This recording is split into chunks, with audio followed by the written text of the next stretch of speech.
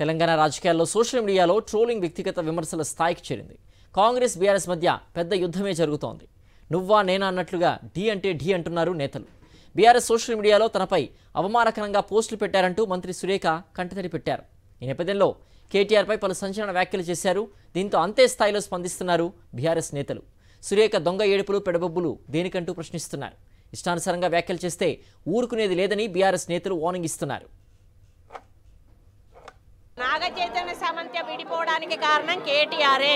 ఈరోజు చాలా మంది హీరోయిన్లు తొందరగా పెళ్లిళ్ళు చేసుకొని సినిమా ఫీల్డ్ నుంచి తప్పుకోవడానికి కారణం కూడా కేటీఆరే.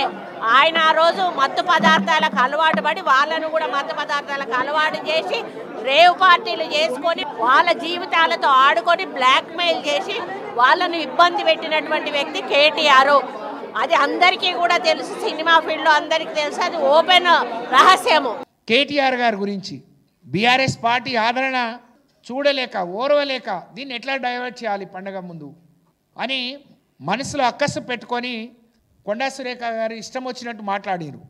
పూర్తి సినిమా ఇండస్ట్రీలో ఉండే మహిళలందరినీ కూడా తను తప్పుడు మనుషులుగా చిత్రీకరించే పని చెప్పారు, ఆలోచన చేస్తూ ఉన్నారు. తను కూడా సినిమా తీసింది ఈ మధ్యనే బిడ్డను పెట్టుకొని. అంటే వాళ్ళకు కూడా ఇవన్నీ వర్తిస్తాయా?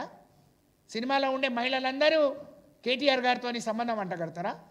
వాళ్ళ కుటుంబాలు ఉండవా? వాళ్ళ తల్లిదండ్రులు ఉండరా? ఎంత చిల్లరా నీ నోరు, చిల్లరా నువ్వు మనిషి చిల్లరా అనేది అందరికీ తెలుసు. వరంగల్లో గొడవలు అయినప్పుడు నీ నోరు అందరు చూసిరు, నీ ఇంట్లో వాళ్ళే అందరు చెప్తారు నీ నోరేందో. కానీ ఆ నోరుని నెత్తిన పెట్టుకొని రాష్ట్రం అంతా ఇదే చేస్తాను అని ఒక మహిళా మంత్రి ఇట్లా మాట్లాడటం అయితే నిజంగా చాలా దారుణం, శోచనీయం. వ్యక్తిగతంగా నా క్యారెక్టర్ అసోసియేషన్ చేసినప్పుడు నేను ఎందుకు దొంగ ఏడుపులు ఏడుస్తాను? నువ్వు ఎవరి మీద వచ్చినప్పుడు ఏడిస్తే ఏదో నాటకం చేసినట్టు నా క్యారెక్టర్ అసాసినేషన్ చేస్తారు, నా మీద అసభ్యకరమైనటువంటి పోస్టులు పెడతారు.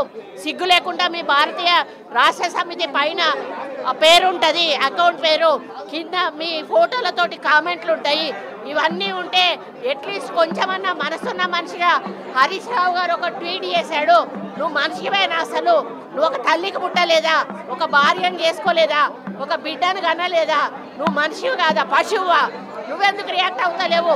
సురేఖ గారు చాలా సీనియర్ నాయకులు, చాలామంది మహిళలందరికీ కూడా ఒక ఆదర్శంగా ఉండాల్సిన వ్యక్తి. కానీ కేటీఆర్ గారికి స్వతహా కూడా మహిళలంటే మంచి గౌరవం ఉన్న వ్యక్తి. అటువంటి వ్యక్తిని పట్టుకొని ఇష్టానుసారంగా, అంటే కాంగ్రెస్ పార్టీ వాళ్ళకి కావచ్చు, వాళ్ళ రాష్ట్ర నాయకులు కావచ్చు, ఒక అలవాటు అయిపోయింది. ఏంటంటే మాటి కేటీఆర్ గారి పేరు రాగానే సినిమా ఇండస్ట్రీలో ఉన్న మహిళలందరినీ బజార్కి ఇచ్చి, వాళ్ళ కుటుంబాలను బజార్కి ఇచ్చి, వాళ్ళ కుటుంబాలు చిచ్చు పెట్టే విధంగా పూర్తిస్థాయి మాట్లాడుతున్నారు.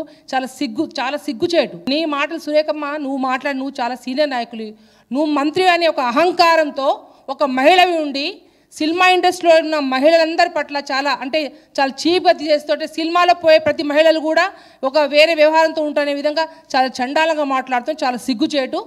ఏదైతే సురేఖ గారు కేటీఆర్ గురించి అడ్డగోలు, అంటే మీరు కేటీఆర్ గారు ఫినాయిల్తో కడగాలి, యాసిడ్ పోసి కడగాలి, మీ నోర్లు యాసిడ్ పోసి కడగాలి ఖచ్చితంగా. ఖబర్దార్ సురేఖ గారు, ఊరుకునేది లేదు, మేము ఊరుకుచ్చి కొట్టాల్సి వస్తుంది.